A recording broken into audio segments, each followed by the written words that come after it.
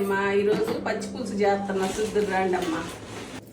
4 పచ్చిమిరపకాయలు పొయ్యి మీద కాల్చుకోవాలమ్మా. మనకి ఆ వెనకటి రోజుల్లో అయితే బొగ్గుల మీద కాల్చుకునేవాళ్ళం. ఇప్పుడు ఆ బొగ్గులు పొయ్యిలు ఏడ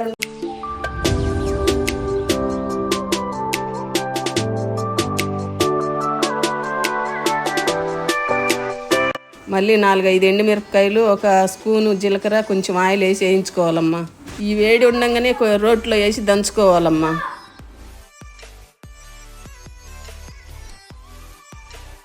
పచ్చిమిరపకాయలు, ఉప్పు, కొత్తిమీర వేసి బాగా ఇట్లా నలుపుకోవాలమ్మా. చింతపండు పులుసు, ఉల్లిపాయలు, పసుపు, కరివేపాకు, బెల్లము, మళ్ళీ తయారు చేసుకున్న ఇవన్నీ వేసి బాగా నలుపుకోవాలమ్మా. మళ్ళీ కొన్ని వాటర్ పోసుకోవాలా.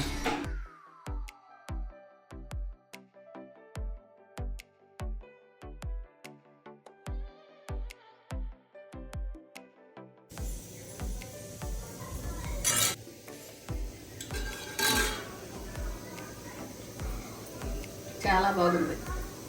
పచ్చి పులుసు రెడీ అమ్మా. అప్పుడప్పుడు ఇలా చేసుకొని తింటే కమ్మగా ఉంటుంది అన్నంలో. అప్పుడు మెత్తోళ్ళు అయితే పొయ్యిల్లో నిప్పులు బయటికి లాగి కాల్చేవాళ్ళమ్మ మిరపకాయలు. ఇప్పుడు టౌన్లో పొయ్యిలు వస్తాయి, ఇట్లా కాల్చుకోవటమే. మీకు నచ్చితే లైక్ చేయండి అమ్మా.